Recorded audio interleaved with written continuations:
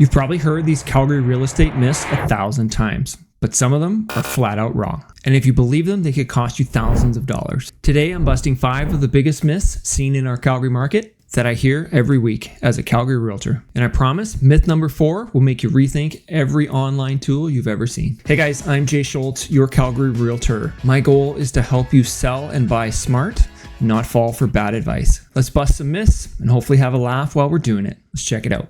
Please don't try anything you're about to see at home. We're what you call experts. Number 1, you can time the Calgary market perfectly. If I had a crystal ball, I would be sitting in Mexico, sitting by the poolside. The truth is, timing the market is nearly impossible. Prices shift year to year, month to month, street to street, quadrant to quadrant even. And it's driven by supply and demand, competition levels, of course, and interest rates, but not your calendar. Waiting for the perfect moment usually means that you're just going to miss out. You're going to miss out on the buyer that wanted to buy a month ago. They bought something else. You're just going to miss opportunities and pay more or take less money. I've seen buyers wait out of fear, and then they're sad when the house that they ended up wanting sold for $20,000 less to someone else. Happened this week, actually. But we don't talk about it. Number 2, this is something I tell my sellers all the time. Open houses sell homes. Not true. Reality check. Only like 2% of open houses ever sell the home to the buyer that walked in, use that realtor, and that home has sold as a direct result of the open house.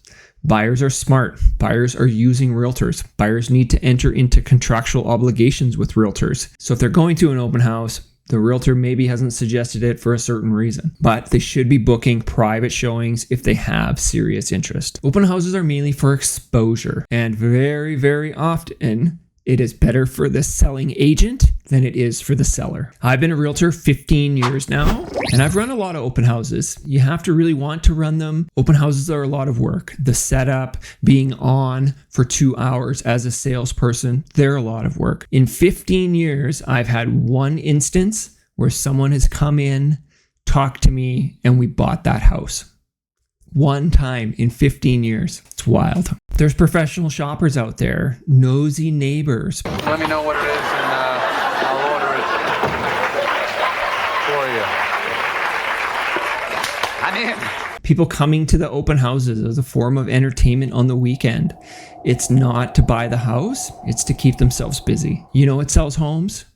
Pricing, strategy, staging, marketing, and of course, negotiation. What doesn't sell it is random Sunday afternoon traffic. So if we're going to work together, we might run an open house. I just want you to know the open house is for me. It's not necessarily for you as the seller. It's for me to gather people to add to my database to help them buy a house when they're ready.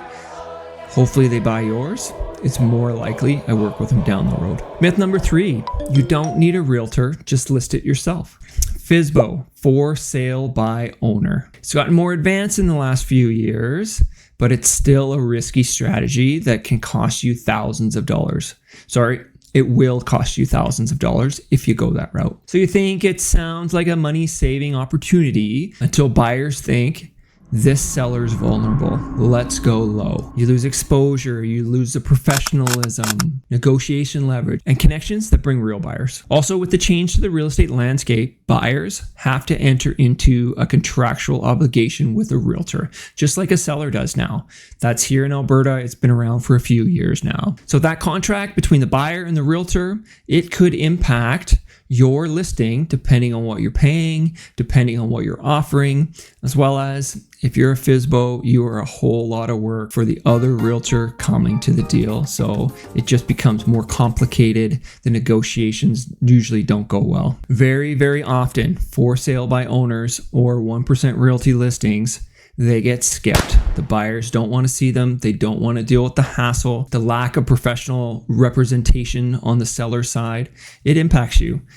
FSBO 1% realty listings, they will sell for less in many, many markets, especially when it's a buyer's market. These myths aren't just funny, they're expensive mistakes. If you're thinking about buying or selling in the Calgary area, reach out. I'd love to chat with you. Make sure that your father-in-law hasn't told you something that applied in the 1980s for buying and selling in our today market. Reach out. Let's chat. Let's figure out what's best for you. Help me help you.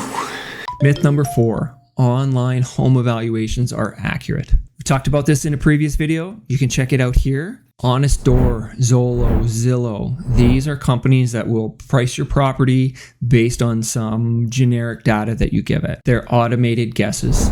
I'll repeat that. They are automated guesses.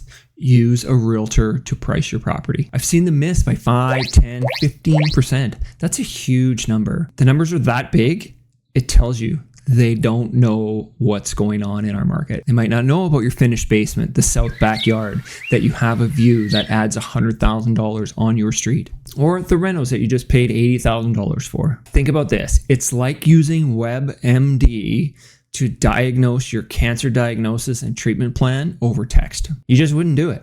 Selling your home, buying a home, these are the biggest purchases of your life. Don't rely on an automated system when a realtor is the way to go. Myth number 5. This is the biggest one that really impacts sellers. So sellers, I hope you stuck around and made it this far. The myth is spring is the best time to sell your home in the Calgary area. Yes, spring is busy around here in our Calgary real estate market, but busy doesn't mean best. Some of my clients' biggest wins have come by selling in January, selling in November. These are the months where there's limited competition. Wouldn't you rather be one of 5 detached homes listing in January versus one of 40 in the springtime? It makes a lot of sense. You want to have less competition. You want to sell your home in the fastest time possible for as much money as you can. The market is opportunity driven, not based on the calendar. Everyone lists in the spring. Sure, you'll have more buyers because that's what they're accustomed to, but now you have 1,000 buyers vying for 100 houses versus having 800 buyers vying for those 5 houses in January.